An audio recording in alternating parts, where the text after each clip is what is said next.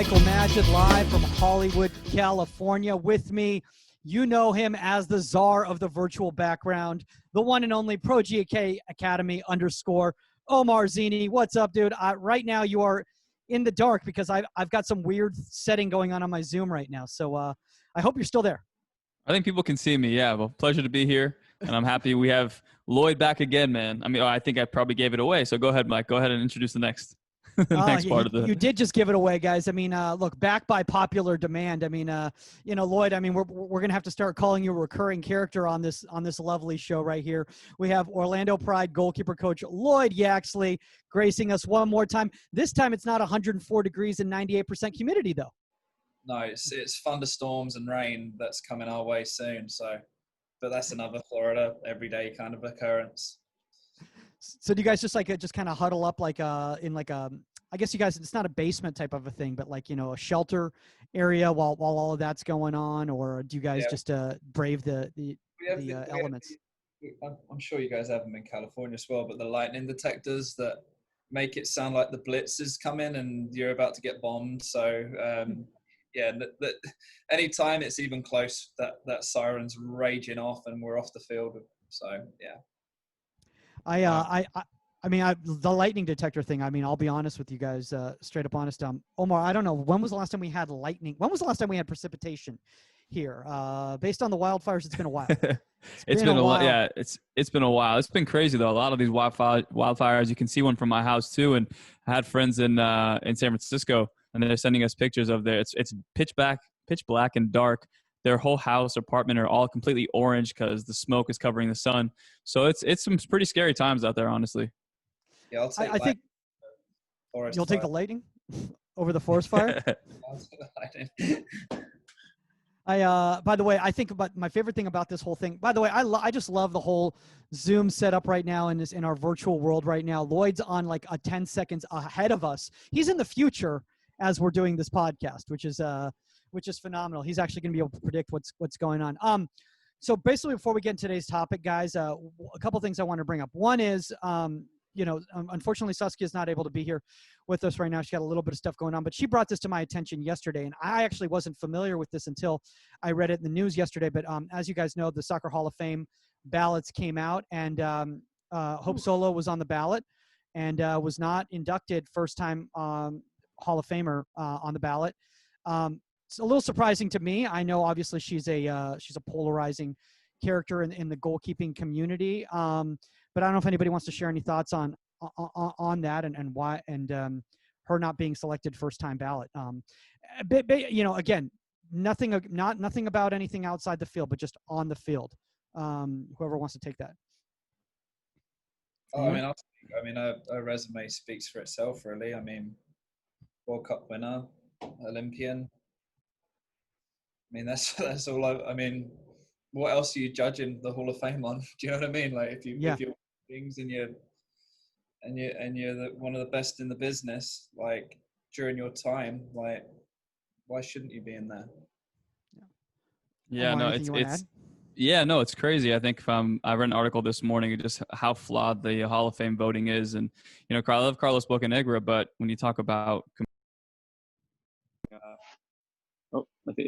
comparing and contrasting your the ballots. I mean, even the careers, the resumes. Hope Solo blows us out of the water, I would say. Well, like Lloyd said, World Cup winner, Olympian. She was the best goalkeeper in the world from 2012 to 2015. Multiple Golden Gloves at World Cup. So I mean, it's just all that speaks for itself, and I'm still kind of been shocked that she didn't get in first ballot. I don't even know if it has anything to do with her polarizing figure. Maybe it does, but a lot of other people, like Lauren Holiday, a few other people on there who potentially could have been in the Hall of Fame and didn't get it. I mean, I'll be honest with you. I mean, like, from an accolade standpoint, like it just blows me away because she's just one of those figures where you just assume based on everything that she's done in the game on the field that if people aren't voting for her based on the playing accolades, like, what are we voting on? I just think it's just a little bit of a slap in the face to the goalkeeping community as a whole, in regards to how much respect we get, because what else do you have to accomplish on the field as a goalkeeper to get recognized? Just countless golden gloves and all that sort of stuff. speaking of countless accolades, let's kind of talk to Lloyd a little bit here. Obviously, one of the things that was a little disappointing is, like you were saying before, is that you guys did not able to participate in the Challenge Cup based on certain circumstances, but now you guys are getting ready for the fall series. So, why don't you catch up? Some of the insiders might not be familiar with what's going on with this fall series and what you guys have in store. Yeah, so the league has essentially split the league into 3 pods, they're calling them. So there's 3 teams in each pod. We're going to play North Carolina and Houston. Basically, each team will travel to each team's venue. So yeah, it'll be 4 games, 4 opportunities for players to get some minutes. Obviously, we're chomping at the bit to show what we can do, especially the goalkeepers that we have. Like, we've been training really well, and we want to put on a show, Yeah, I think that's the really cool thing, is that you guys are going to finally get to play out there. I mean, that's one thing that obviously we were all missing, not being able to see you. So let's kind of get into today's topic. Basically, today's topic is basically something, Lloyd, you and I, we started talking about it in the last few days, man. And I'm really excited about this because I think it's something that really needs to be addressed, and that is the difference between narrowing the angle and dropping in. Kind of like, maybe for some of the parents out there who might not be familiar with the terminology that we're using right here, why don't you kind of break down what you mean by narrowing the angle or dropping in and retreating and getting depth? Yeah, so I think the simplest way, there's a whole different kind of scenarios that could turn to, but like, I think the easiest scenario would be a shot from outside the 18. Are you playing a higher line to affect the line of the ball, or are you dropping lower into your goal line to give yourself more reaction time? And it's kind of a good discussion point that is often had in the goalkeeping community. But that might come into play with breakaways. That might come into play with a cross that comes into the box. Like, do you try and affect the ball, or do you drop into the goal line to try and give yourself time to see it? Yeah, and I think that really brings it up in regards to the timing. And Omar, I know that you had just posted recently, reposted a piece that you had done with Chris Sharp of Colorado Rapids, where he was actually running a session just on creating depth. Yeah. That was pretty much his, I guess, emphasis and goal from the session, was trying to get his goalkeepers out of that habit of every time the ball gets cleared out or plays in a negative angle, to, as we've been taught, to step up and close down the angle. He's kind of gone against the train of thought. I don't know if it was he came up with it, or he kind of, tried to instill this in his goalkeepers, but he's the one who I kind of have been kind of learning it from. And it's going against that nature of, we always want to get closer to the ball, when really his idea was, let's work on creating depth. And I want to show my goalkeepers that extra 1 or 2 seconds to see the ball can really allow them to shift their feet, at the same time to use the proper technique or necessary technique, because you've given yourself that extra space to react. And, I think he was talking about, from angle play, Carlos Vela cutting in from the right side and shooting with his left foot. And he was talking about, when those guys cut in, a lot of times goalkeepers will step up towards the ball, kind of eliminating their reaction time, and at the same time too, their line of sight. But at the same time, now he was saying, let's drop off when it takes his touch inward, so we can create some space. And now if it does go around the defender, we have some more time to actually shift our feet and get a top hand or, comfortable save out of it. Yeah, by the way, speaking of narrowing the angle, Lloyd, we have a question here in the comments section from John Hollinger, and he wants to ask you in regards to that save that Ashlyn made in training last week, and what's kind of going through your mind, when you see a piece like that, in regards to covering space and just being able to get whatever you can behind the ball. Yeah, I mean, it's one of those saves that when you see it in the moment, you kind of think, man, I'm looking forward to watching that back on video and finding the little pieces that make it so great.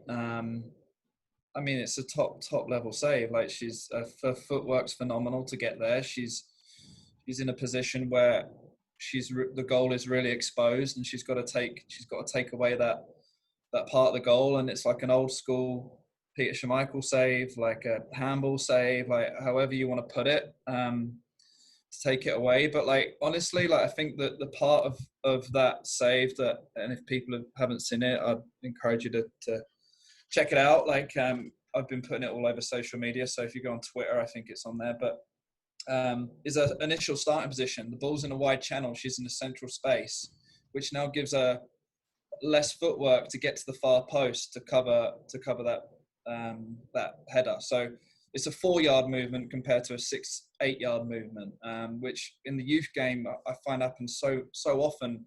Kids get sucked towards their near post when in a crossing scenario, and now they give themselves a dramatic amount of footwork to do in order to make a save, whether it's an easy save or a difficult save. They make it harder for themselves because they've just got a greater distance to cover to get balanced and get set. Yeah, no, I think you brought up a really good point in regards to that, because when you have that much distance to cover, and it's going to be very difficult at that speed of play, right? So if you keep yourself in that position where you're a little bit more removed from that near post, that split second is going to make the difference between you get a fingertip on that ball or whether it goes in the net, right? Yeah, and the practice was a completely unopposed across, and I think it was 3 attackers. So you're completely naked as a goalkeeper in there without any defenders. So you're trying to cover as much of that big goal as you can. So yeah, I mean, it was some save. Didn't save the rebound, but the first save was pretty special. No one needs to see that part. That was one of those moments where you're like, I'm going to show the whole thing anyway. Yeah, that's the life of a goalkeeper. They pull out a worldie and then they tap in the rebound. Yeah, Omar, you saw that play, obviously, right? I did, yeah, I did. It was incredible, and I actually was kind of laughing too, because I'm like, oh, the video ended pretty abruptly, so I don't know if they tapped that rebound in, but it was a great save, and again, using all the tools in your toolbox to make a save, and I think a lot of people, probably, people who are, it has to be ideal technique or has to do whatever, they'd probably, criticize it. But then you see and you're just like, nah, she did everything she could possibly do to make the save. And at the end of the day, that's the important part. And I think that's the conversation we've been having, especially during quarantine, of like, you got to learn as many things as you can. That's why watching film on like Peter Schmeichel, like Lloyd said, Schmeichel was famous for doing that. And in that split second, when you have to spread yourself, you kind of think back to, oh my God, Peter Schmeichel, I've seen him do this. Wow, emergency, I'm going to do it. So I think that's the beauty of again, watching a professional goalkeeper do it, where it's like everything at her disposal and she used it. Yeah. For some reason now I'm having trouble with the QuickTime player getting open. Something's obviously really wrong with my computer right here. Lloyd, do you have those clips on your computer? I'll make you a host on that end, because I don't know what is going on my end right here. But I literally, you can just start with the discussion and we can just talk a little bit more about it and then get the video set up. Well, yeah, I mean, I can't get this video started. That's the problem. It's literally like my computer is literally frozen right now on this. So I'm trying to get this screen off, unless it'll let me share. Yeah, it's not. I don't know. Now everything's dark. Now everything is completely dark here. Can you guys see me? You're in a cave, mate. You're in a cave.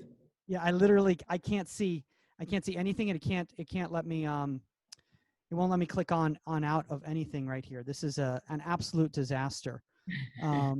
What's going on right there? Can someone start talking or something so this starts coming through? I can't. I'm trying to open participants, anything. God, this is a nightmare. This is an absolute nightmare. There we go. The video's there as well now, mate. The video's there. I can't see it. Just press the space bar. Let's see. Oh boy. Yeah. Let's see if maybe Lloyd has it. Yeah, I'm going to stop the share here, and I'm just going to go to participants here, and oh no, Saskia is here. She is joining us. This is I am. You are.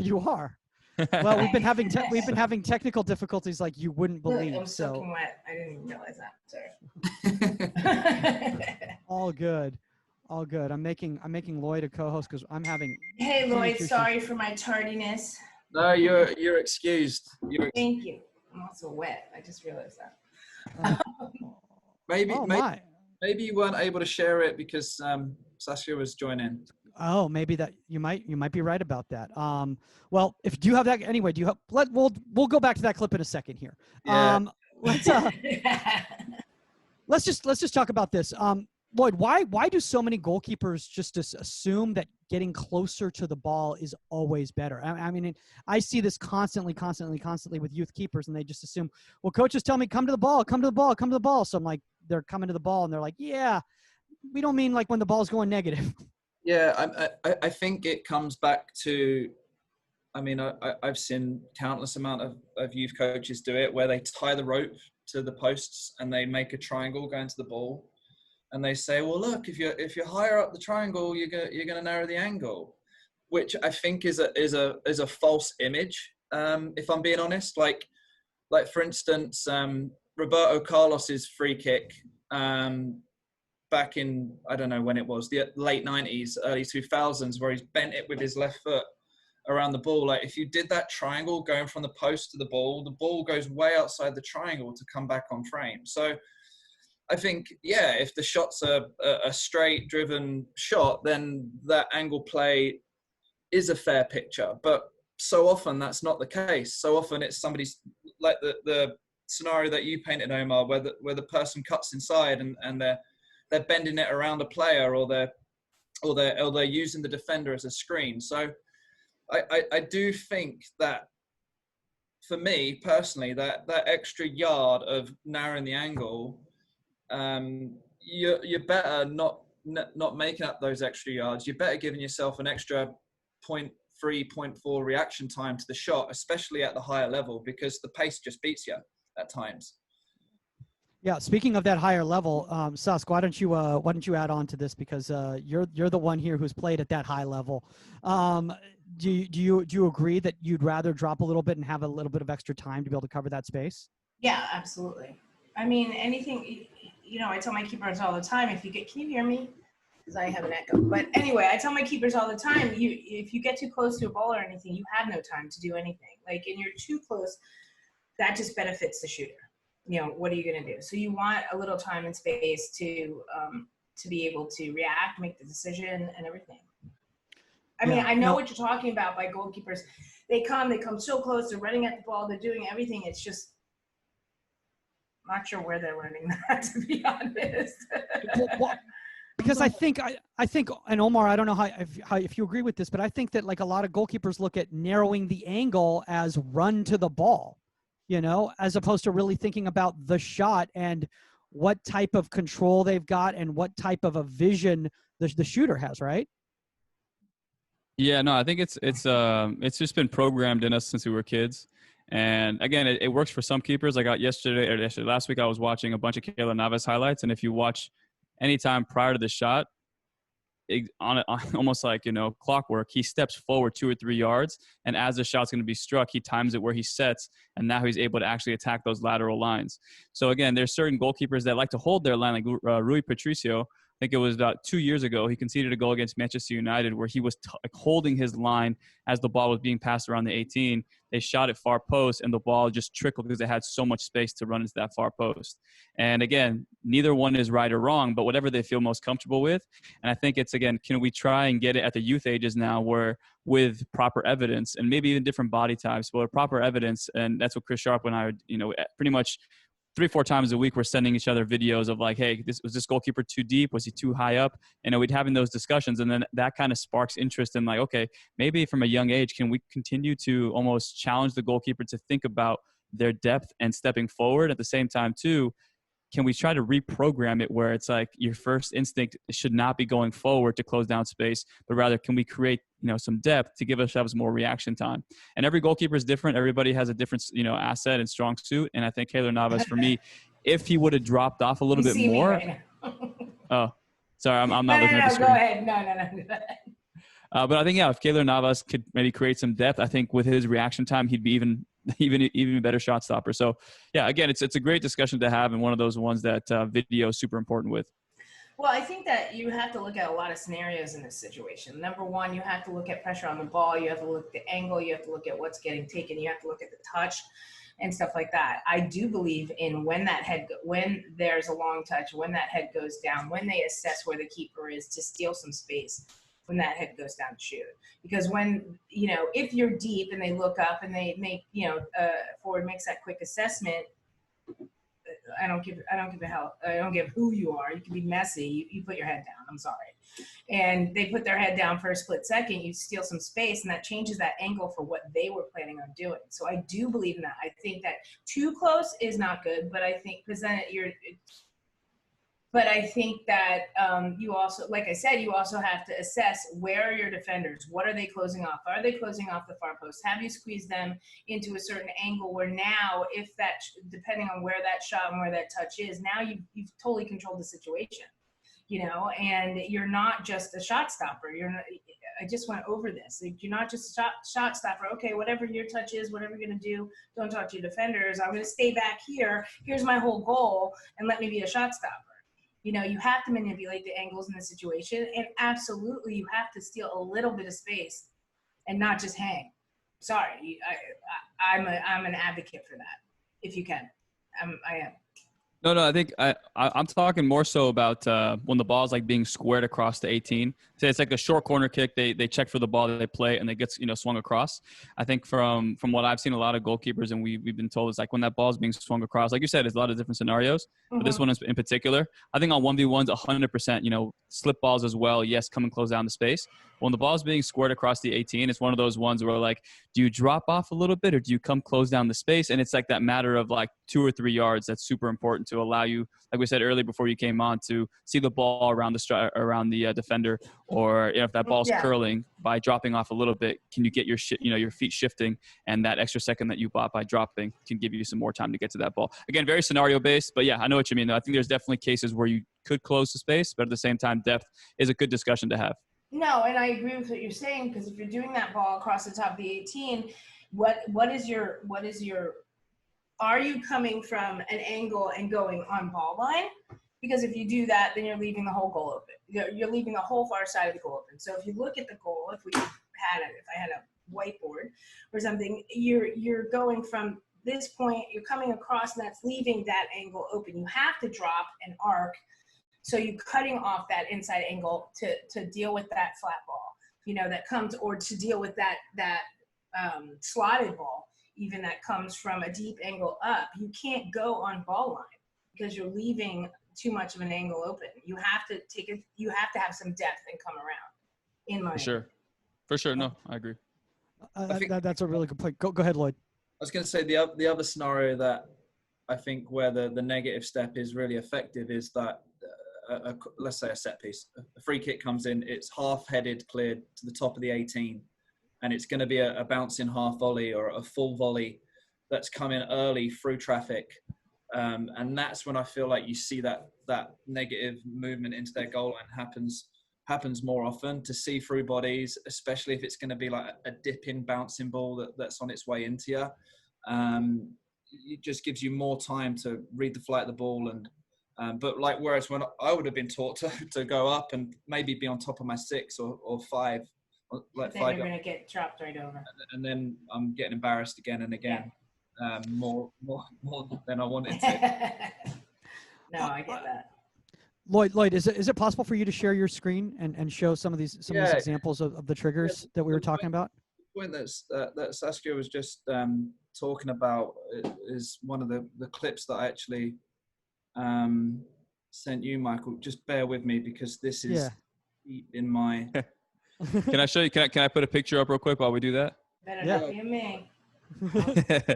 No, it's not you. It's so this is Wolves, the one I was telling you guys about, where McTominay shot the ball. The ball got played from the corner. It got squared across the 18, then squared to him.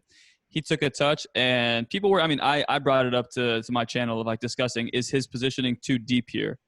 And like Saskia said, when you attack those ball lines, you're going to be so deep that you don't have any positive angle to attack on, so that you're giving that ball so much time to come across the goal and get further away from you. So I think, for me, it was a good discussion of like, is he too deep here? This is like, as striking the ball. I need to see the strike.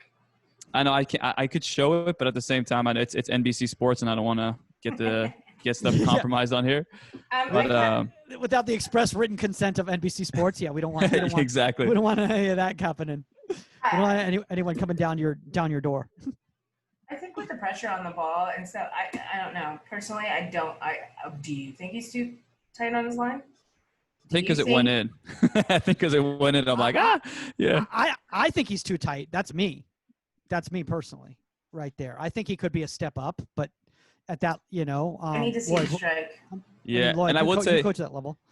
I would say that's like the danger, though, unfortunately, and I've definitely fallen into this trap of like, you show somebody making not a mistake, but conceding a goal one way, and then the next week they make this superb save, and me, I fell into that trap of like, I'm applauding him one week and then I'm criticizing him the next. So that's where, again, I've like I've like taken a step back now with like when I train my kids of, I don't want to just film something and show them when they make a mistake to show them that it's wrong, but I want to show them like, hey, in rep 1 it worked, in rep 5 it didn't work. But like, tell me what was the difference in between those two. So now it's the discussion versus like telling them that it's completely wrong. That's why I like the page, is like you create discussions, and then some people are like, I love staying back, and other people are like, I love closing down, and whatever works for you, honestly. Well, if you're going to stay back and he's shooting from, what is that, 30 yards? About 25. 25 yards out, and he's shooting from 25 yards out and you can't cover 3, we have a problem. So if you're going to stay back, so if that's your positioning and that's your choice, then you better be able to cover 3 yards when somebody shoots 25. You better be quick enough. You better have the footwork and everything like that. If you can't, then we got to fix it, because that with pressure on the ball, unless I went upper 90, I don't know the shot. Yeah. You got to cover it. Sorry. Yeah. You know how I am. Lloyd, any luck? Yeah, no, sorry, I completely didn't. I wasn't being rude. I was trying to find the clips that Mike's lost. No worries. I can show. By the way, I've got you guys again, so maybe I can try to press that link I just sent you. I was just and then you'll see. Okay, thanks. No, you'll see. It's like a copy. It's like at the time that he struck the ball, so you can see the whole play before. I know it's probably won't be using the podcast, but something that I want to. Well, let's see here. I'm terrified to. You know what? I'm terrified to share the screen. So maybe we'll just wait. If it doesn't work, I'll see if I can. Okay. All right. Let me give it a try. Right here. This is the All right. So I'm gonna pull this up right here. June 4th. Oh, you gotta cover that. Right. You gotta cover that. Come on.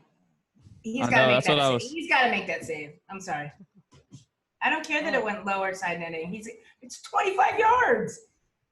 All right, guys. I don't know what's going on here. I can't get it to work. I can't get it to work on my end here. I think we're better off going it with Lloyd if you can. I mean, I get it was raining and it skipped, but whatever. All right, let's. I'm sorry, I saw it. Screen. I'm with you.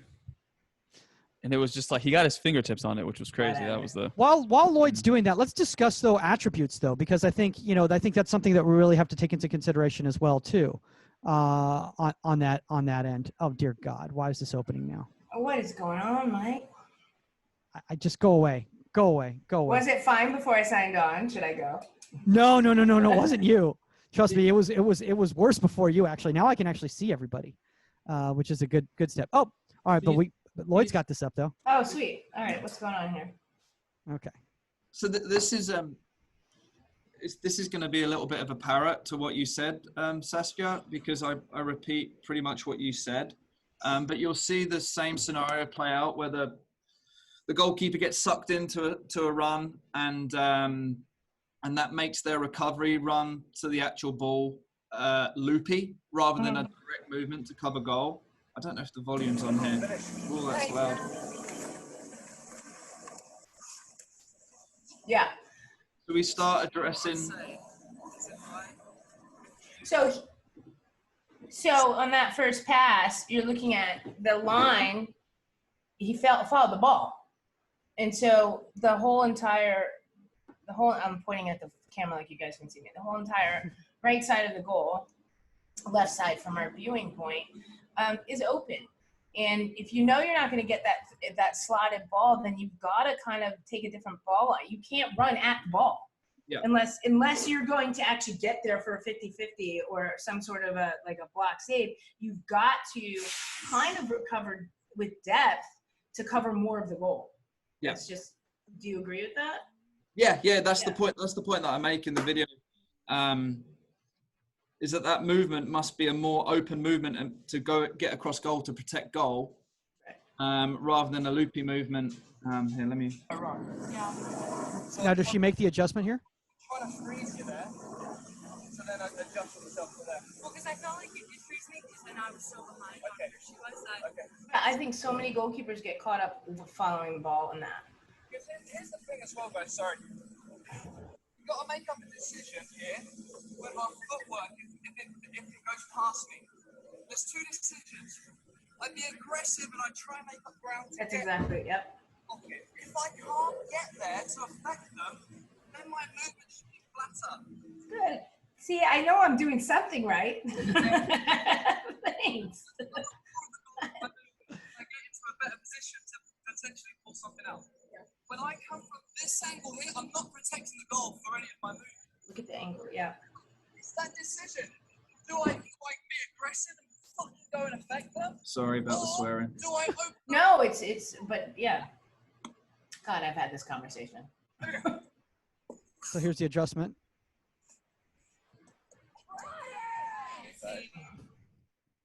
I don't want to bore you guys with me. No, but I'm glad. I'm like, sometimes I think maybe I'm just old and using old school thought processes, but it's true. Like, thank you. I feel like so many keepers forget that they've actually got to protect the big rectangle behind them at times, that they get so sucked towards the ball that they don't actually end up protecting anything. And it's that decision, like, can I affect the shot? And if I can't, I've got to affect protecting the goal. Yeah. But I also feel like a lot of young goalkeepers, when they don't know what to do, like, they just go after the ball. Like, when it's not it's like, I don't know what I'm going to do in this situation. I just run at the ball, in this situation, instead of saying, okay, the pace on the ball, the slide of ball is too much for me to get to. I've got to drop in and cover the goal. And they don't, like, they can't think quick enough that way. They're just like, follow the ball. If I'm close enough, if I run at the ball, then it looks like I'm doing something, even though I don't know in my mind what my decision is. Omar, I want to bring this up with you because we had this conversation last week in regards to, was it a Houston Dynamo clip that you showed me? What was the game? It may have been, yeah. Yeah. Where and basically my point is that based on that path and based on the speed of that ball, he was never going to get to that ball. So he should have played the lesser of two evils and dropped in for that, and he would have been in a position. Because I love what Lloyd said about, are you going to affect the ball? If you're not affecting the ball, then you're just coming at the ball. And that, I think that's a point that a lot of young goalkeepers need to make. And I think a lot of young goalkeeper coaches need to make that coaching point, because I think that's lost a lot of times when we tell kids to come in.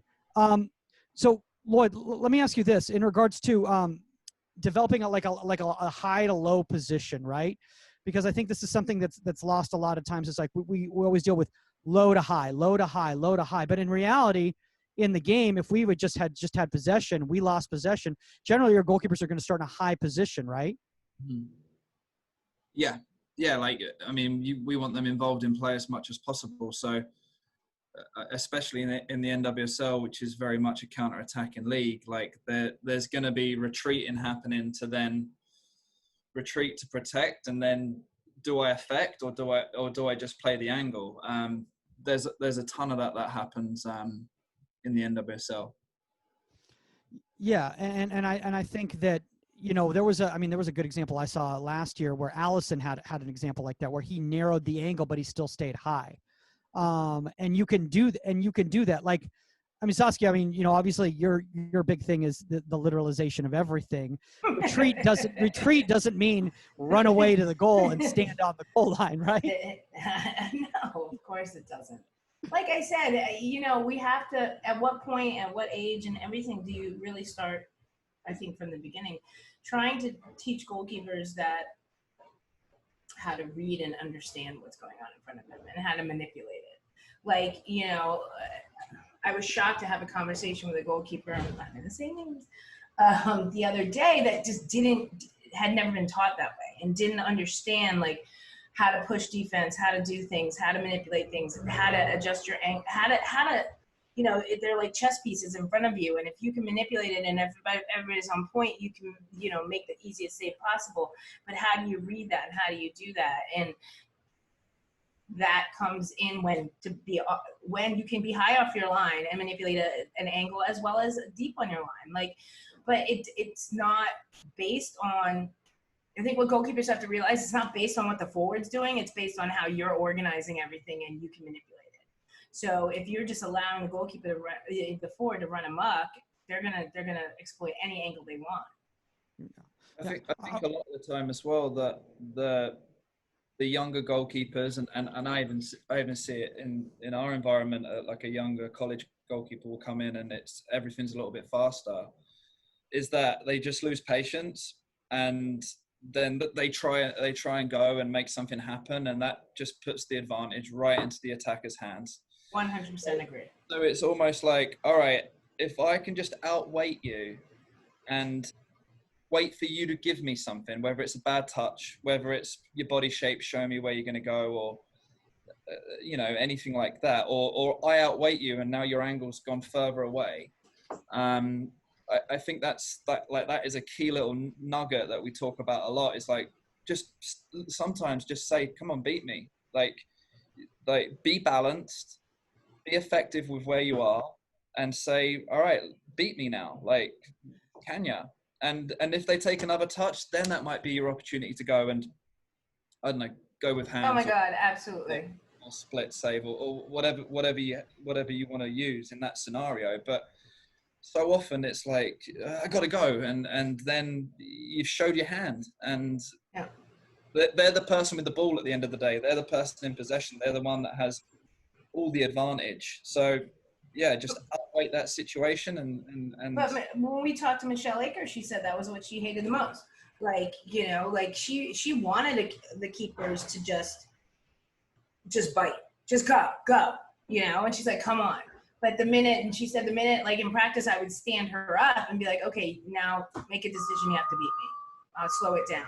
And she's like, that's when she would get flustered and she would, you know, she would mess up. And you do have to wait. You have to wait for that. Sorry. You have to wait for that. Don't worry. This episode is literally like a horror film. I can't see you guys. But here's the deal. I just had that conversation the other day with one of our keepers. She's freshman and stuff. Great keeper and everything. But she's trying to catch up with the pace and the speed of the game. And she's not just the glorified shot stopper back there. And we just got into the conversation of angles and how to manipulate the defense and why you're pushing the defense a certain way and waiting for that next touch I just had this conversation, waiting for that next touch by the attacker. And I said, and sometimes you're manipulating it to the point that you'll say, if it was me, I'd say, Brandy, step, because I'm like, the only way she's going to beat Brandy is if she takes a long touch, and I'm waiting to scoop that up. So that's me manipulating the situation. So, and it was like light bulbs, but yeah. I love what you're saying about the manipulation. Omar, I want to ask you this because, you know, you were showing me some through ball tapes, you know, within the last few weeks or whatever. And I think, again, like Lloyd was saying about affecting the play, even on a direct through ball, should you always narrow the angle? Because I think one of the problems that sometimes happens is when you try to over narrow the angle, you get caught still in the movement. When you could have subtly taken maybe one step, and then, like Saskia's talking about, see what the player does in that situation. You know, thoughts on that? Yeah, no, 100%. I think even it's all situational, but even I had two teammates, but one at Davis, he was incredibly fast, and his makeup speed was ridiculous. So anytime we played an offside trap and they slipped that ball through, within a matter of seconds, I knew that if I held my line, my defender, Brian, would come back and put apply some pressure on this striker to make it more difficult for them. So for me, it allowed me to, like Saskia said, kind of manipulate it and kind of see it from the vantage point of, if I'm a striker and there's a fast guy breathing down my neck and a goalkeeper is not moving and is not showing me more of the goal by closing down the angle, okay, it's going to be pretty difficult. So again, it's just that those discussions with the players, and then honest discussions with yourself of like, you know what, I want to affect the play, but at the same time, my defender has a job and they have a role as well, and they're going to close this guy down and make it difficult. So why would I make it more easy for them? Stay back, hold my line if I need to, close down when I need to, play what the game gives me. And I think that's for me, that's what really helped me out. But again, I think we talked about it with, I think a few episodes ago, Mike, about like mental checklists as goalkeepers. And I think Saskia, and I'm sure Lloyd, you can kind of attest to this as well. As you become more experienced as a goalkeeper, you're able to process the progressions and the mental checklist a lot quicker because you've seen those same exact patterns of play hundreds and hundreds of times. And I'm sure Ashley in her first year in the league compared to where she is now, she may have been in a position where that, you know, center back has time on the ball and she's holding her line completely because she's like, they're not going to score from there. So why would I be so much higher? And then she's like, wait, that ball over the top is probably way more of a threat than I think. So I should probably stay a little bit higher just so the center back sees me and maybe doesn't play it. But at the same time, if that ball does come over the top, I have multiple options. I can step up and clear it out. I can step up, receive it, play out of the back, or I can just drop off. But I think it's that mental process, and I think that checklist that you have to go through as a goalkeeper, and it happens with 1v1s as well. Well, and I agree because I think that it's the pace at which you make those decisions. It's like as you get more, you know, educated and older in goal, like those things come quick. Those checklists, boom, boom, boom, boom, really quick. You can make that decision. Exactly. I mean, we talk about it sounds like it takes 5 minutes, but in actuality, it's a split second. I mean, I know I came on late, but did we talk about that kick save thing and how to train that? Spread? The spread? I'm yeah, like, I need some training advice. How do I teach that? We've been working on it every session for the last 2 months. So it was great to finally catch a good one on camera.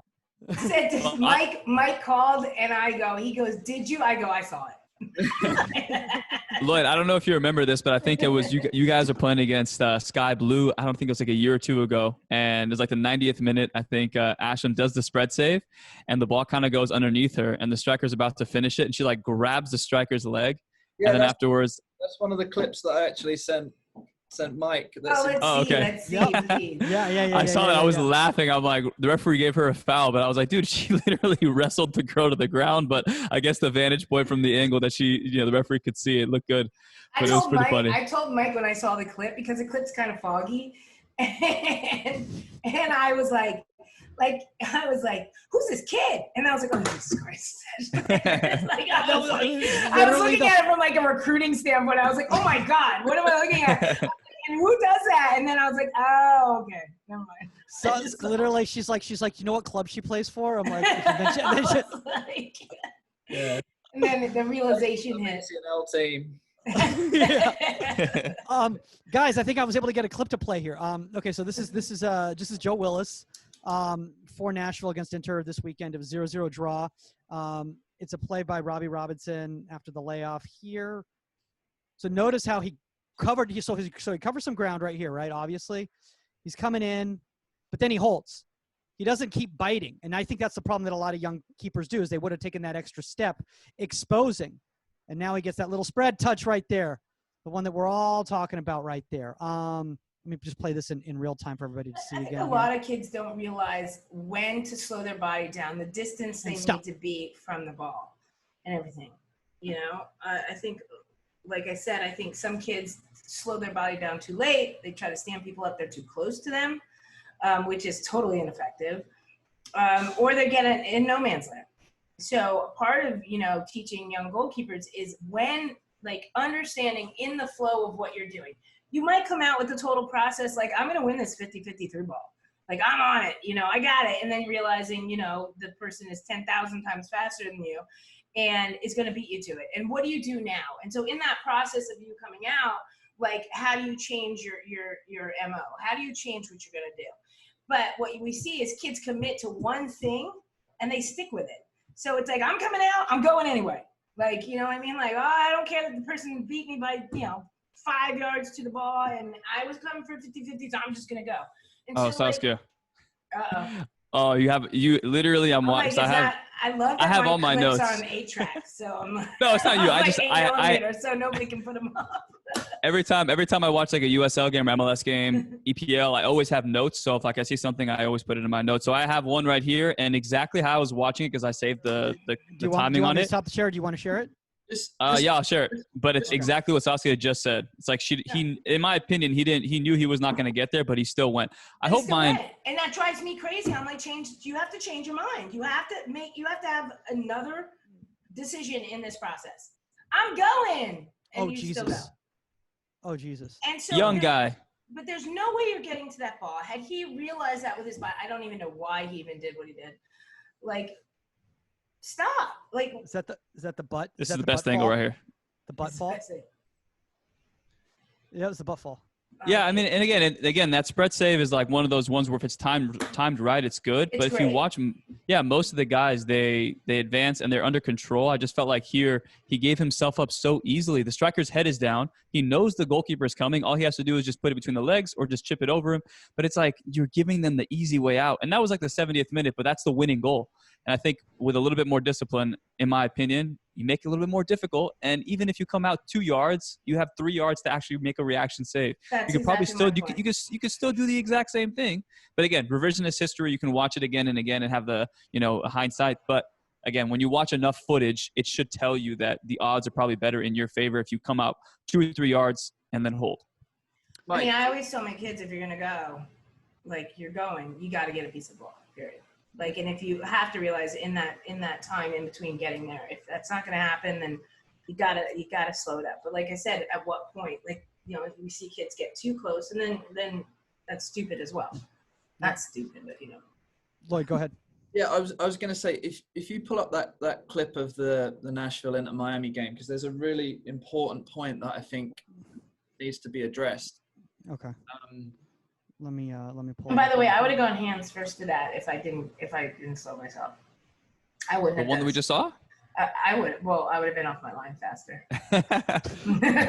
you probably would have tore that person up. That person would have been stretching off.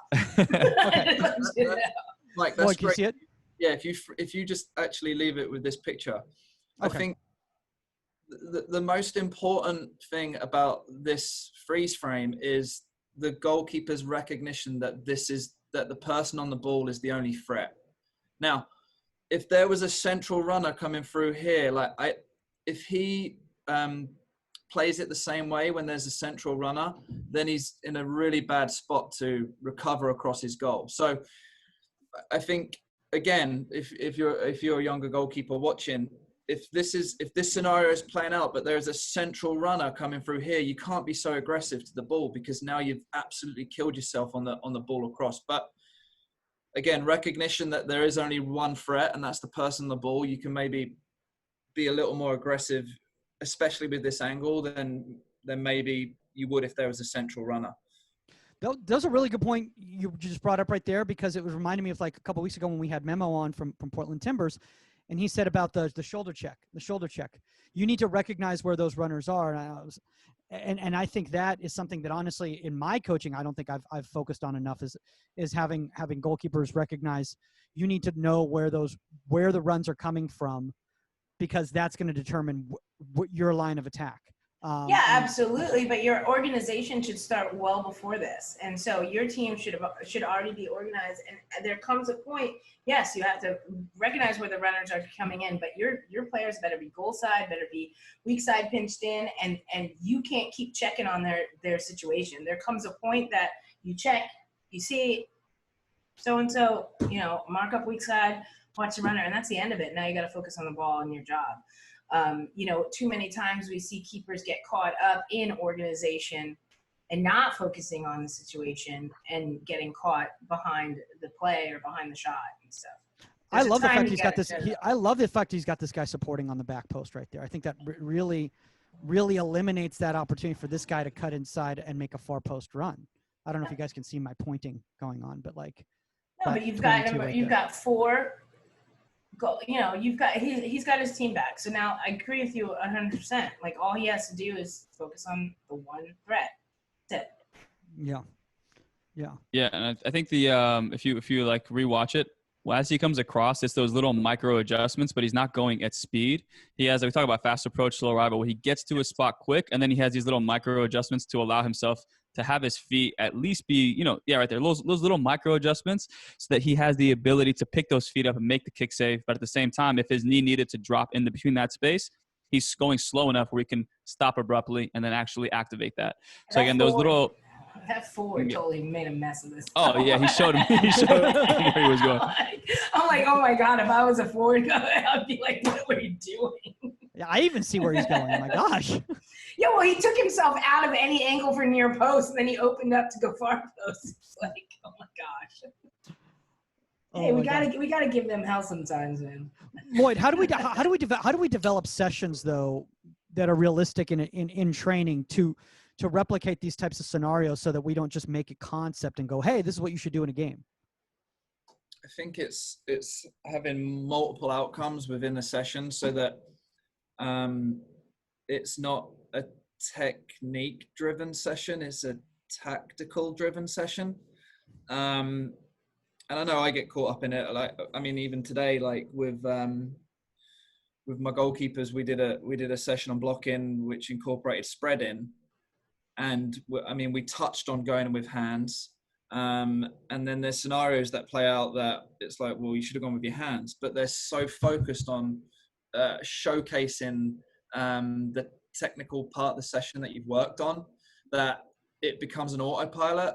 So I think it's imperative that as soon as possible, like, I think it really depends on your goalkeeper, but with younger goalkeepers, you can, it's a little different for me, for instance. Like, Ash has a rhythm that she wants to go through the session. And I think some older goalkeepers, they have things that they want to tick off before they get to certain points.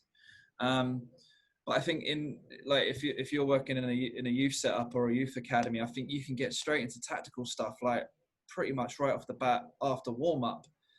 And then maybe then do the technical part at the end. So if you get their decisions right, but they get nutmegged because their block save was too disjointed, or they get dinked because they go hands too early and it lobs them, that's fine. At least they've made a decision. At least they've executed a decision within that scenario. So I think it is, rather than saying, all right, we're going to work on crossing today. Well, is there a second phase to the cross? Is there a third phase? Is there multiple levels within the session that involves, okay, I'm doing crossing, but I'm also going to have to do a shot from the top of the box. It also might be a scramble save where it's a reaction save within the 18 from a missed header or whatever. So I think it's getting away from those black and white. We're going to do a handling session. We're going to do a diving session. We're going to do a playing out from the back session. I think if you can incorporate 2 or 3 factors, which I know isn't always easy given space, given time, given all those other factors.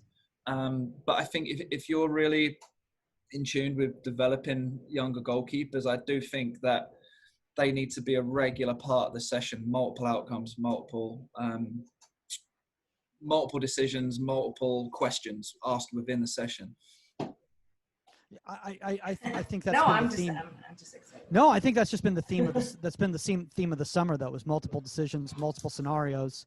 And like Saskia, you were even saying, even with your club kids, with your college kids and everything, you're like, I'd rather you make a decision and learn from that decision than waffle and look at me to give you a decision. No, I want you to make the decision. Like, make the decision, learn from it, because every scenario is different. And, but don't just do what we did in warm up, like, because I told you, like, it's what we're doing in warm up, which I don't really tell anybody, like, structure things, but, it's different goalkeepers, do different things. But it's like, yeah, I need something. Give me something, and like, oh man, I was getting so frustrated the other day. I hope my keepers watching the podcast sometimes. Because it was just, there was no reaction happening. So it was the decision that, the ball's past me, and for me, I was just like sitting there but in the goal behind the keeper, and I was just like, give me something. Like, I can adjust the fact that the reason why the ball keeps being used because you're setting wrong and you're on your heels, so you're having no reaction. But like, I need something. I don't need a decision that a non-decision in a sense. And so I was very frustrated. I go, you know what? Here's the deal. And I got to the point I was like, you have to go after every ball, even if it's already in the net. Like, I don't care. Just go. Just do something. Give me a reaction. Give me something. Like, change your mental focus right now, because right now you're in this focus, like, you know, and I'm just like, that's unacceptable to me. Go ahead. Sorry. Sorry, I didn't mean to interrupt you. The question that you get, well, I find that I get a lot with youth goalkeepers or younger goalkeepers is a scenario plays out and they'll go, well, what do you think I should have done there? Well, that's different because I'm 6'1" and you're 4'10". Like, you know, and so I always try and say, well, what did you see? You know, like, because I think that will then help with the process behind that decision. Because if they say, well, I saw someone about to shoot, well, all right, well, did you get set? Like, that's probably the first question that you'd ask. So it's, you know, the older kids, you can have a deeper conversation. Well, did you notice the defender coming across? So how does that affect your angle? So I think it's important with so many gray areas in what we do in trying to keep the ball out of the net. I think it's important that we understand what that player saw within that moment and what their reaction was from seeing that, because it's kind of like what you were talking about earlier about as you get older, those memory, muscle memory, and those scenarios that you've seen 1,000 times. Like you know how to be effective within that scenario with whatever attributes that you have. Which I think is something that the older goalkeepers are always so much better at, because they understand, like, all right, well, if I'm here, I can get to that, or if I'm in this position, I can deal with this. So I think it's really important that we keep asking questions within the session and drag out the answers from the younger goalkeepers. Absolutely. We've talked about that. Like, I want you to be able to answer your question. Like, I don't look to me to solve the problem, because the problem's ever evolving and ever changing, and it's never going to be the same. So if you can learn, if you could turn to me and know what you did wrong, whether it's I was on my heels, I came out and I shouldn't have, you know, just gone, you know, for the ball. I should have slowed down. Like, if you can answer those questions, that's what I'm looking for. Like that, you know, that's what we want out of our young goalkeeper. Because that means you're assessing the situation. You're not just blindly doing stuff. Mm-hmm. Yeah.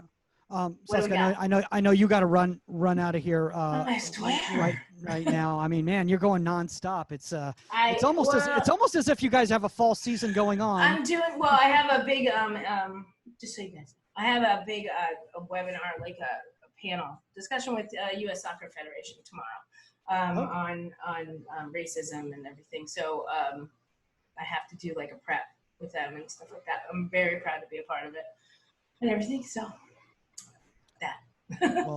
Well, best of luck with that. Obviously, that's a very important topic, and yes.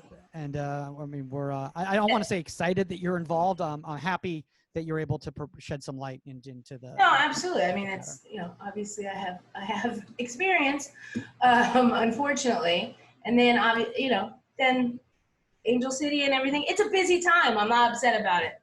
I still need the training. I need the training on how to train my keepers to do the spread save. Gosh, I said, Mike, you got to get it for me. Well, I'm finally able to get a clip up here. So let's see it. Okay. Oh, so Saskia, you're gonna stick around right here. Okay. Yeah, let me see it. So Lloyd, why don't you break down what was going on right here? Basically, this is basically the situation where we had to make a slight adjustment right here, right? Yeah. So I just think if you watch early on in the if you go back a little bit further, Mike. Okay. Like early on in this session, Ash is playing the drill a lot higher. Oh, right sorry, here. Gone too far, mate. No, that okay. exact. Okay, this area. Okay. Keep going. When there's two flat mannequins here. Right there.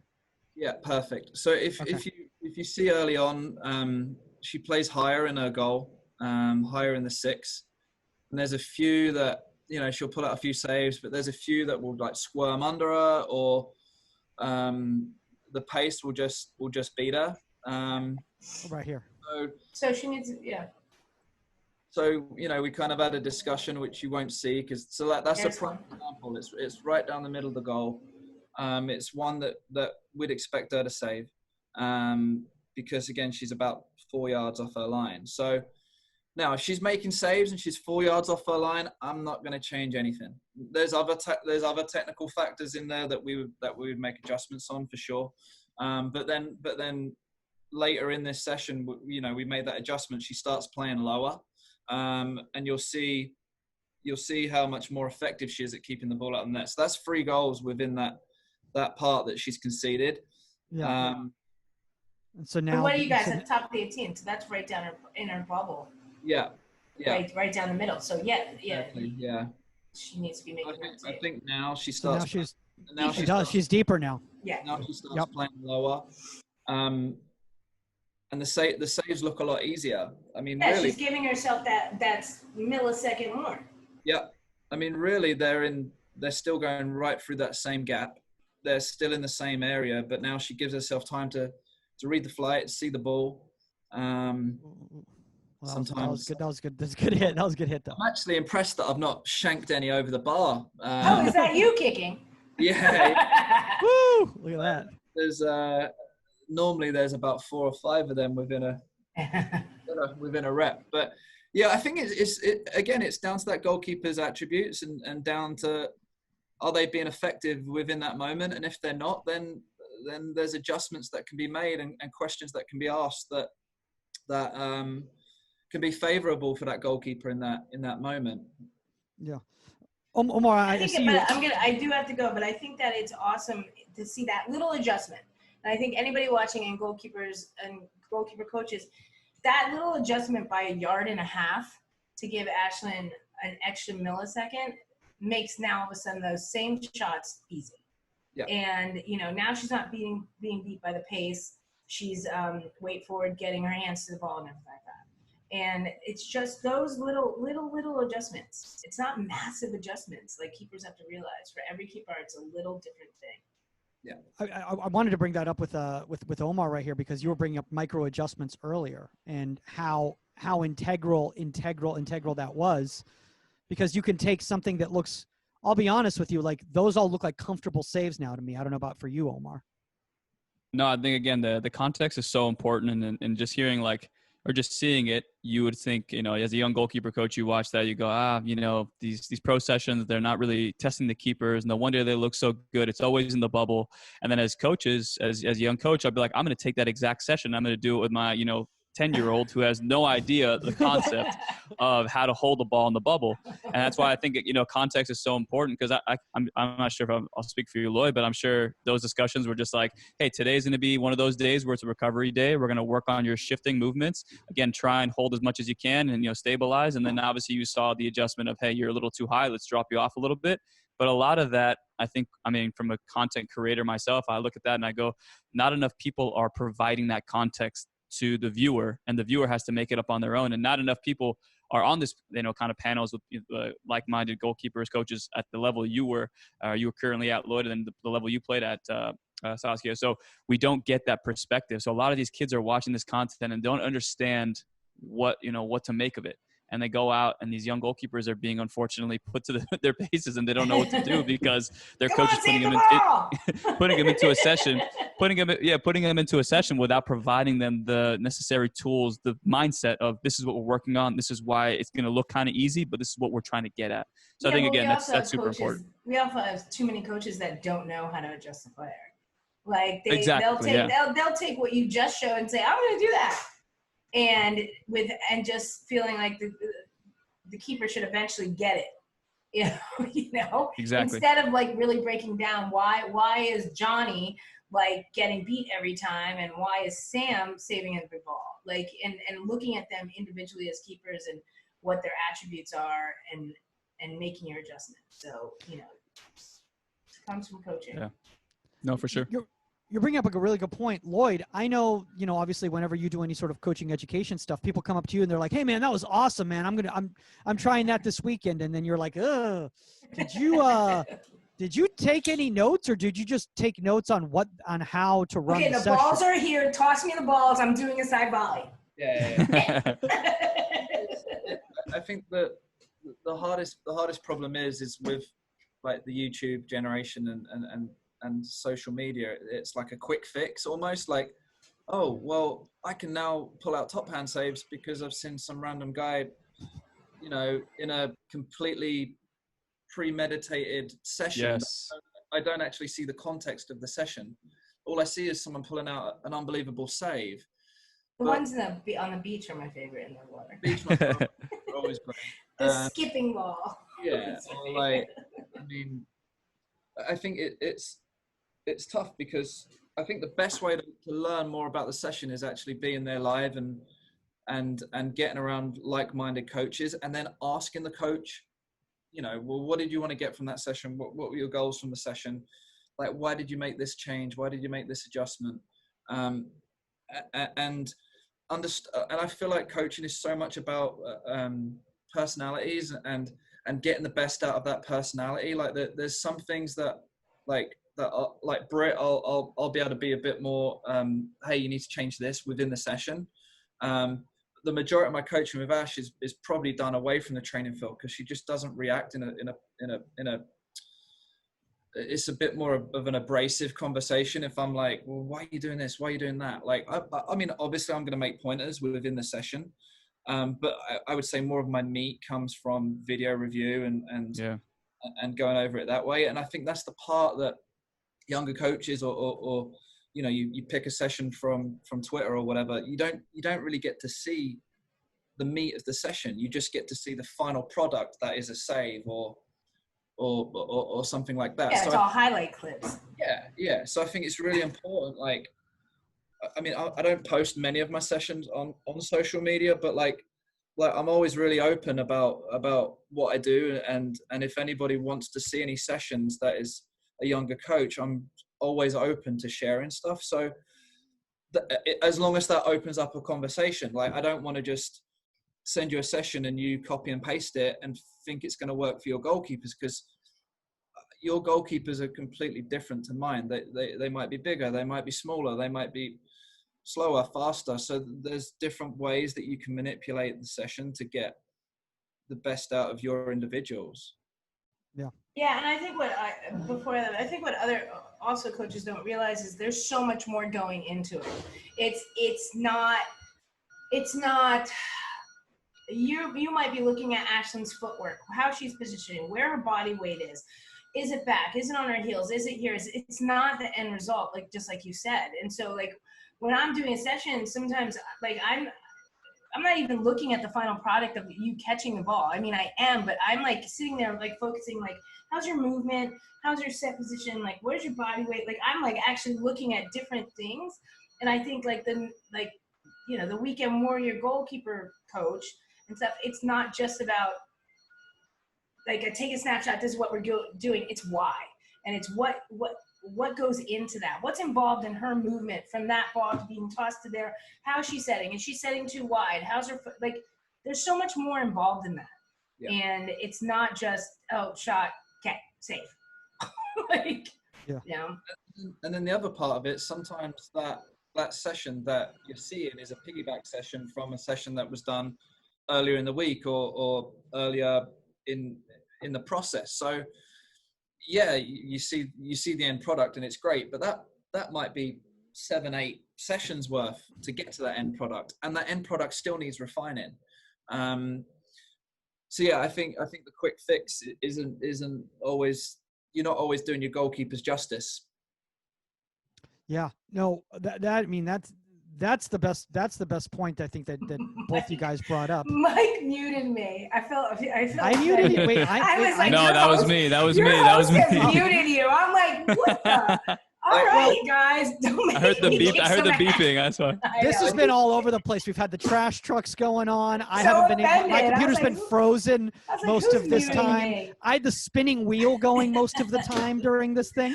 I couldn't. Listen, guys, I gotta bounce. I'm Go. so glad I could make it and jump on. I'd love to come and train with you any day. We're of like minds, and it's been a pleasure for sure. Absolutely, It's great to meet you, Saskia, and I'm sure we'll touch base soon. for sure. Bye, guys. Later, Saskia. Saskia, good luck. Let's continue on with this right here because, you know, Omar, this is one thing I love you brought up, Lloyd, of the sessions, of people watching the sessions and all of that, because getting back to this concept right here, okay, narrowing angle versus dropping in, okay? So Omar, somebody goes to you and they go, hey man, I love your videos, man. They're like, so can you send me like seven sessions on like how to narrow in the angle? And like, if you just send them the sessions, you're doing a disservice to the goalkeeping community, right? Yeah, I mean, from honest feedback from yourself and other coaches who have told me like, hey, you know, we watch your videos and they work for our goalkeepers who are like 15 and older getting ready for college, but how can I adapt those sessions to younger goalkeepers?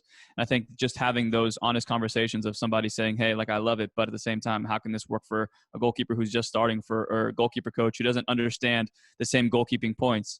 And I think, again, when I watched your clip, Lloyd, earlier on, one thing is that I think a lot of coaches would know the coaching point you're trying to make, but what really separates different coaches and the levels is that how you articulate it in a short manner so that it's digestible for the goalkeepers within that moment, so that next rep they step in and they can actually access that and really use it. And I think that's what really special, what makes goalkeeper coaches special and different from other people.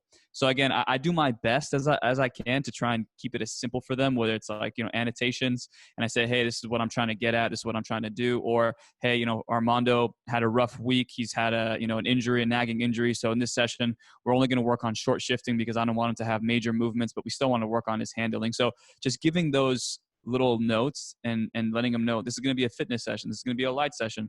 So now the coaches have context when they're watching it and go, maybe instead of doing 8 reps because it was a fitness session, I'm not trying to have that. So maybe just doing 4 reps would probably be better for me. So giving the coaches as much information as they can to work with up front so that when they watch it, they go, okay, I got to take that into consideration. I think that's the best part.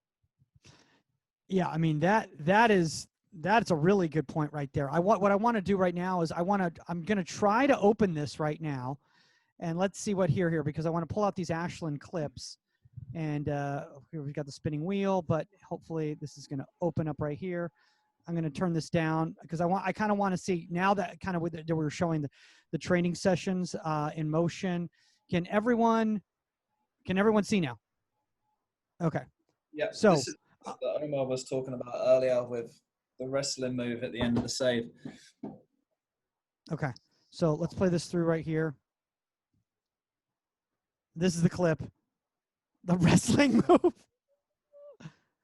Grabs space. She grabs space and she affects the ball. I think that's what I like about this is that by coming out right there, she's affecting that ball. And then, but I love that chase right there. The fact that she just stayed with it as opposed to, I mean, I think, Mike, we got away with it in the 95th minute. I mean, yeah. All over. But if you go back to the start, if you watch the initial movement, movement of Ash is to protect the goal. So if you watch at the top of your screen, you'll see her coming in, and it is a negative movement towards her goal line because the forward is in control, and then it is okay. She's now took a heavy touch.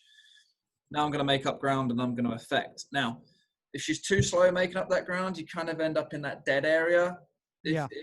So it's either you got to make up ground and really affect, or you got to play lower and react. Fortunately for us with the Pride, this is a real strength of actually of all of our goalkeepers. That maybe it's because it's something we work on quite a lot, but it's something that they're all pretty good at. But there's that fast approach, Omar, right? That first quick step. If you're going to go, it's got to be a quick first step, so that you cover. Let it play out. Let it play out without pausing it. Let it play out the whole way. Okay. Yeah, and again, that's the thing too is that I think Ashland. It's okay. I wrote it this morning about the spread save, and I was talking about Stefan Fry and how good he is at it. And hold on, I wrote. I said The spread save is a great tool to have in your toolbox, and to be effective with it, you must be a master at timing and reading body language. And I think with, again, at her age now, as she's had so many experiences and World Cups and things like that, Ashlyn has an understanding of what body language looks like when a striker is most likely going to take their touch and put their head down. So we talk about that fast approach. As much as I mean by actually running towards the ball and then getting set, I think it's just body language and reading the situation. And I think she's mastered it to a T, where she gets to a point where she goes, I know what's going to happen next and I'm already ready for it. And I think that's the beauty of being able to maximize the amount of space and time, is by thinking one step ahead. And when we talk about that mental checklist of, okay, I've seen this play before. I know the pattern. I'm ready to go. I think understanding what the pattern looks like prior will set you up in terms of your technical choice. Yeah. Can I play this next one here, because this is a good example of her dropping in. So let me play this one out first. Boom. Drop in. Quick, simple save right there. Makes it look a lot easier than it is in that situation right there. Okay. Actually, no, this might be a better one right here. Sorry. No, that's just a great save. Okay, so let's go back here. I mean, both of them, it's kind of hard because the video is a little choppy, but there is recognition that there's traffic in front. And I think it's Debinya that shoots the first one, and it's O'Hara that shoots the second, who are both more than comfortable of putting that anywhere that they need it to go. So again, it's recognition of the opposition. It's recognition of the scenario that's playing out. There's no point being high there because she's looking through a defender and an attacker. So drop in, give yourself reaction time. Perfect. I love that right there. Look at that. It's say, just a slight adjustment too. Yeah. Boom. It makes it look easy, because that she could have made a meal out of that if she stayed higher. Right there. Simple. So, thoughts, Omar? We won't talk about the defender turning their back, but no, I think as we talk about too, we talked to when we were speaking to oh my God, Franz Hoek, and he was mentioning that he's eliminated out of his vocabulary getting set. And I think what I was trying to process from that is that, whenever we tell somebody, as the play is coming and you kind of have an idea of where the end point is, of where the shot's coming, I always tell my goalkeepers, try and do the work early, get to your spot early, so that from there you have time to be set and then readjust to any variable. And I think here, again, when you look at Ashlyn, I think, again, she's been in the league for so long. She's not actually getting back to a set position, but she's getting back, understands her spatial awareness and needing to create that depth because most likely a shot's coming. But she's like, her feet are chopping up without actually getting set, but slowing down, so that once that she is able to detect where the shot's going or see where the shot's going, then she can shift her feet. But I think, again, it gets to that level where you get to the point of, like, you don't have to get set because you know for a fact that you're going to need your legs in the next second or two. So why get them to a standstill position? But I think, again, you have to have that experience. And I think here, not a lot of people would probably bring that up because they'd probably just say, she got lucky that the ball went to the right way. But I think she was able to get back, slow her feet down, and then she made it look easy by just being able to shift her feet, because on the surface, it may look like she wasn't set, but in her mind, I think she was. I want to bring this up because, Lloyd, you were bringing up in regards to you were bringing up specific players and all that. And I think scouting reports really play into also how you approach a ball too. Like, based on, okay, well, so-and-so, these are their tendencies. This is the themes that we're seeing in the game right now.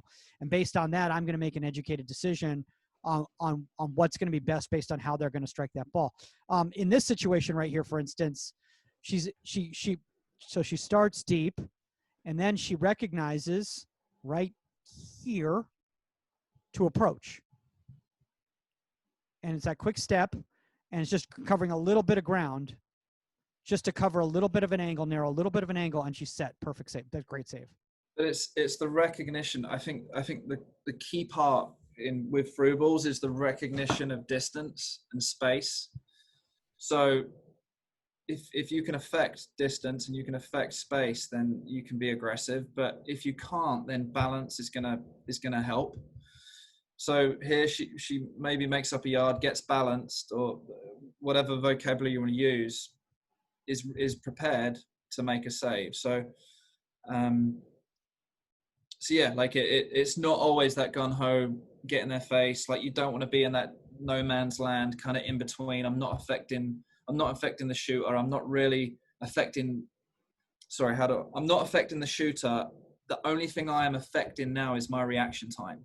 So it's you gotta decide which one's a priority. Is it affecting the shooter, or is it giving yourself more reaction time? I'll be straight up honest with you. This is something that I have issues with. I would be at the 6 on this ball. I would have come out too high on that, and I probably would have gotten either chipped or slotted in this situation. Omar, are you overly aggressive here too? I think at a younger age I would have been, but again, when I bring up Ashlyn's age, I bring it up from the experience aspect, and I'm sure she's probably done that before, and she's gotten beat or slotted, and she realized, yeah, you know what? From this point forward, I'm going to try and give myself the best reaction time, like Lloyd said, is that I can't affect the ball, but I can also affect the way I approach the save, and if I can stay a little bit deeper and not get split or go down too early, I'm going to give myself the best chance to make a save here. Yeah, I know at the youth level, and we'll start wrapping up in a second, guys, because I know it's been a crazy show with all the technical difficulties, and again, I apologize for that. I don't know. I think my computer I need to clean it out or something like that, but I got that spinning wheel of death going most of the time. Anyway, but is that just what was my train of thought right there? Oh yes, youth players, coaches are telling them to come out. They're yelling at them. And I'm not saying I'm not saying, great coaches are doing that or anything like that. I'm just saying at your average youth field, even at the ECNL level, Lloyd, you're hearing, come out, like as loud as possible, as if that's going to do something. And so what does the player do? They go out, and they're not even thinking about the play. They're just thinking about the fact that they've heard that buzzword come out. Or you got the coach on the sideline shouting keeper. Well, you're not going to develop that individual by giving them a green light every time you want them to come out, because you're making the decision for them. But that might not be the right decision within that moment for that individual. So like it's a massive pet peeve of mine when, or the field player, you've got the forward shouting keeper as if like they're doing anything at the other end of the field. Like, no, like let that goalkeeper make a decision. Let them live by that decision. Because if it's indecisive, it's going to be a mess. So let them make their decision. Let them evaluate that decision. And then like you can live to fight another day. Like at the end of the day, it's a youth game of soccer. It's a game. So there's not money on the line. There's not jobs on the line. Like why is it so important you making that decision for someone? I wouldn't go in and do their math exam for them. I mean, you probably wouldn't want me doing your math exam. You'd fail. So on the flip side, you've got a coach who probably knows nothing about goalkeeping. No disrespect to the coaches, like A license, B license, whatever. Like you've never played the position, so you don't get the visual. You don't necessarily understand what that goalkeeper's going through in that moment. So, and there's some very good coaches that especially in the youth side, they try and make the decisions for the kids, for the goalkeepers, like not necessarily the field players, but for the goalkeepers within those quick decision moments. Well, if the decision isn't immediate, then let's let that next scenario play out. But I think being devil's advocate right here, Omar, and I don't know how you feel about this too, Lloyd, but if I'm a youth player and I come out and I overcommit to that ball and I get beat, no one's going to say anything about me. But if I stay deep in that situation right there and they score, everyone after the game is going to be like, well, keeper should have come out. Keeper should have come out higher, blah, blah, blah. So that's an issue. That's an issue right there, right? In regards to from an education standpoint, So I think a lot of kids sometimes will go with the wrong decision because they know they're not going to get yelled at if they get beat that way. But if they hesitate or they stay, they are going to get, and subconsciously that because of that, that's why they come out. Omar, I don't know if you've seen this. No, I've seen it, and I've had young kids tell me, hey, even in sessions, they say, hey, my dad's going to be here. Like, do you mind if you tell him to kind of stay away? Because I just feel like every time he's around, I'm trying to make a decision that I think he would want me to make. And I'm like, oh boy, that's the psychological aspect where you've already lost. You know what I mean? You're like who you are as a goalkeeper. You're being identified by what your parents or your coach wants, and then that's already, you're behind the 8 ball there. So I think, yeah, as a coach, it's important to have those conversations and and you maybe go out of your way too of like, hey, is anybody influencing your saves on the weekend? I think you just asking that question. And if they say, yeah, my coach always tells me to do this, my defenders are telling me to do this, then it's probably our job as coaches to bring it up, because I know we have more of a personal relationship with our goalkeepers, so we know a lot more than they're willing to tell others. So I think, yeah, just using our leverage and allowing us to do that brunt work for them. I think one thing though that also is an issue outside of just the coaching issue is, especially when you're talking about like middle school kids to early high school or whatever, is that insecurity of the peers, because a lot of times you might be a goalkeeper. Let's say you're playing up a year, or you've joined a new team, or there's a youth national team player on your team or ODP or whatever. You're going to listen to that player because you're going to assume that they know what they're talking about because they've played at such a level, when in reality it's just another 16-year-old, 15-year-old kid, and Lloyd, I know you've worked at the youth level. I'm sure you've seen this. Yeah, I think going on to Omar's point, I think it's educating the coaches, it's educating the parents, and it's like, look, if you want the goalkeeper of your team to get better, they've got to get better at decisions for starters, because technique and that will come, you hope. But if you want them to be an elite level goalkeeper, it's the decisions that set them apart. So stop making the decisions for them. Let them evaluate their decision. Let them grow through that decision. And honestly, if there's a field player that's complaining about it, friggin' stick them in goal and let's see how their decisions are within that moment when you've got players sprinting at you to press you from a pass back, or there's a big ball that comes over the top and it's bouncing. So like that's the scenario that I find all the time. Like it's a big long ball, it's a bouncing ball, and you got the coach or the forward shouting, "Keeper!" Well, then they come out, then they're getting lobbed. Now they're in no man's land. Like you've not allowed them to fairly assess that situation. Like especially in the women's game where the judging of the flight of ball is a weakness. So if you want them to get better at judging that stuff, you've got to let people. You've got to let people make the decisions for themselves, whether they're 10 or whether they're 16. Like, if you want to grow, if you want to get better at this sport, then, if you want to play pro, there's no point having someone make decisions for you. Yeah. No, I was just going to ask the question for you two guys right here in regards to the advice that you would give goalkeepers that having trouble recognizing their range. And I think, Lloyd, you kind of summed that up right there. It's just like, is just let your keepers make decisions for themselves, and that's how they're going to learn what their range is and what's effective based on their own attributes. Well, Lloyd, man, go ahead.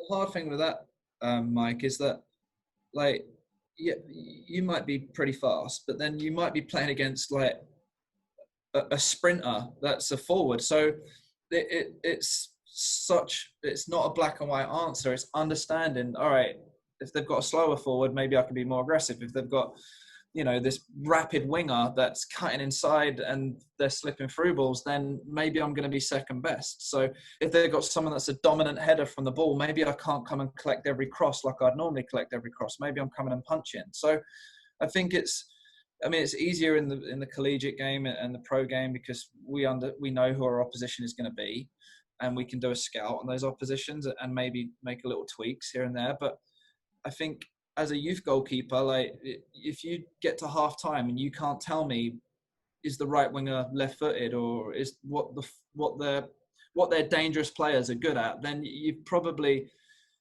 been in your own world for that half. Like you should be constantly evaluating the opponent that you're playing against and how you can affect that opponent as a goalkeeper. Maybe it's the positioning of your backline, like Saskia was talking about, like, do you play deeper to stop that ball over the top? So, the tactical decisions will come from the coach, but as a goalkeeper, you've got a great viewpoint and you can make adjustments that best suit you in that moment. That's such a great point. Omar, as we wrap up right here, I have a question for you right here because Kaio Vaz just writes in, and he says that one thing that he does with his club is the goalkeeper coaches come to the team sessions to evaluate the head coach's decisions on the goalkeepers. So as in they get to see how the coach, their point of view of the decisions that they're coaching their goalkeepers to make, and then they can kind of feed back to their DOC or whatever, what they're seeing, what needs to be adjusted, that sort of thing. And he says he understands that that's not realistic in most clubs. Obviously, there's probably some emotional issues that might arise from all that. But do you guys think that's a good idea? I'm going to give it to Omar because Lloyd, I know you just talked. So. No, definitely. I think that's a great idea. I think if they're allowing you to do that and the coach is comfortable, some coaches don't want to be spoken down to, but I think everyone has an ego, and you have your licenses and you have all this stuff. I've put the work in. I know exactly what I'm supposed to do and how I'm supposed to communicate. No one should tell me what to do. But goalkeeping is just such a unique position. And again, if you haven't been a goalkeeper, it's very, very difficult to have empathy, I think, for what we go through on a day-to-day basis. So I think that's a great idea. If most clubs could do that, or more clubs could do that, even in the licensing, let's go take it up another step. Why don't we go to licensing and say, hey, look, the field player coaches, before you actually get your validation and your credentials, you actually have to go through this seminar where a goalkeeper coach or somebody who is in the youth game is going to tell you the right trigger words and the right things to say to a goalkeeper without discouraging them or discouraging them from being themselves and finding their own identity. Yeah, I think there's a little bit of, I know there's a little bit of that in the license courses where there's a little bit of goalkeeping that's sprinkled in here and there. But I think you're absolutely right on that, Omar. I think it should be a prerequisite, honestly, of getting your A license. Think that there should be some understanding of the tactical decision making of a goalkeeper. Lloyd, I don't want to put you on a spot. I know you do stuff for the federation, so. Yeah, but we don't even have a goalkeeping license at the moment in America. So, how do you expect goalkeeper coaches, young goalkeeper coaches, or coaches that want to learn more about the position to do it? Like you're going to have to go out of your way to do it. You're going to have to approach people on social media, and like I've said before, I'm really open to discussions with people. So, fire away if you have any questions. But like, some people aren't, some people aren't as open to sharing. So like if you're a 22-year-old that's just graduated college, and, it might be a little intimidating, like dropping me a text message or a phone call, or dropping an MLS goalkeeper coach a message or a phone call, which it is as a young coach, like, then how do you reach that information to new coaches? And it's something that, like, I hope that US soccer can address soon, because there is talent in the goalkeeping department in America. And, I think if we can better educate people in how to drain that talent out, then like US soccer is going to be in a really good place, because they're already producing good goalkeepers. So how can we make it better? Yeah. No, that in itself is the greatest thing right there, is that we have the talent here. So it's just a matter about being able to mine that talent and cultivate talent. Look, we don't have to talk about the depth of the NWSL. You have 3 or 4 keepers on an NWSL roster, and as we saw with Portland Thorns, just because someone's a 3 doesn't mean that they can't be a 1. That's the level of depth that we have in that league. Lloyd, you're talking about being able to reach out, and have discussions, with younger goalkeeper coaches. So as we wrap up right here, where is the best place for people to reach out to you and connect? Social media is really easy. My name's pretty unique. There's not many Lloyd Yaxleys out there, I don't think. So yeah, Facebook, Twitter, Instagram, whatever tickles your fancy. If you have any questions or you want to share anything, or I really want to help grow the game. I want to help grow the position. So, yeah. Well, I mean, that makes it right easy right there, guys. And remember, you can reach out to Omar Zini in basically every social media platform in the world. He's got millions of followers. He doesn't need my advertising right now, but it's at ProGK Academy_ or at ProGK Academy on YouTube. Remember, guys, contact at Inside the 18. That's the number 18media.com if you have a guest suggestion or a topic suggestion. Shout out to the people who've been reaching out asking when we're going to have Lloyd Yaxley on. I said we've had Lloyd Yaxley on several times, but we're going to have him back on again for you guys now that we're in this new world where everything is done remotely. And we were hoping to do this again in person, and hopefully very soon we'll be able to get to do that again. At Goalkeeper Podcast on all social media platforms. That's all the time on Inside the 18. Thanks for bearing with the technical difficulties, guys, and we are out. Later.